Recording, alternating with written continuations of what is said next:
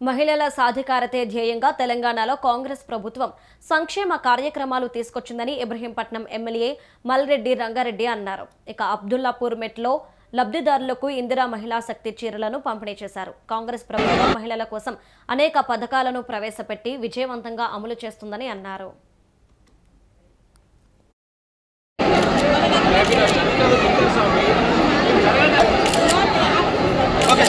Thank you, sir.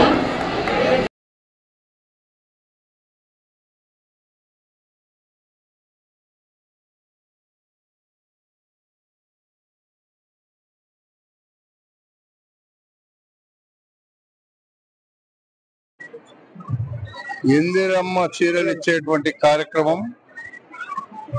మా అక్క చెల్లెళ్లకు ఒక సారా చీర ఇచ్చేటువంటి కార్యక్రమం.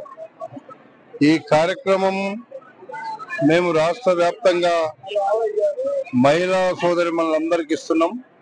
రేపు ప్రతి గ్రామంలో ఉండే మహిళలకు కూడా ఇవ్వాలనేటువంటి ఒక ఆలోచనతో ముందుకెళ్తున్నాం. ఇది ప్రభుత్వం పేదవాళ్ళకి ఇచ్చేటువంటి కానుక తప్ప ఏ ఎన్నికల కోసమో దేనికోసమో ఇచ్చేటిది కాదు. గతంలో చీరలు ఇస్తే చినిగిపోయిన ఇచ్చిండ్రు, కాలిపోయేటివి ఇచ్చిండ్రు, పనికి వాళ్ళే ఇచ్చిండ్రు. ఈ రోజు వాళ్ళ గౌరవాన్ని పెంచే విధంగా మేము చీరలు ఇస్తున్నాం.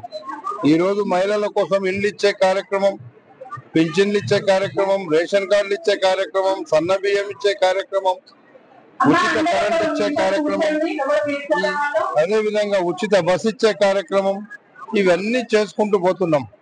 కంటే కొద్దిగా క్వాలిటీ బాగానే ఉంది, పర్వాలేదు.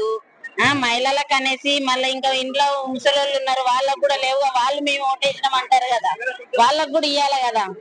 నిజమా కాదా మీరే చెప్పండి. రేవంత్ రెడ్డి పరిపాలన అంటే బాగానే ఉంది.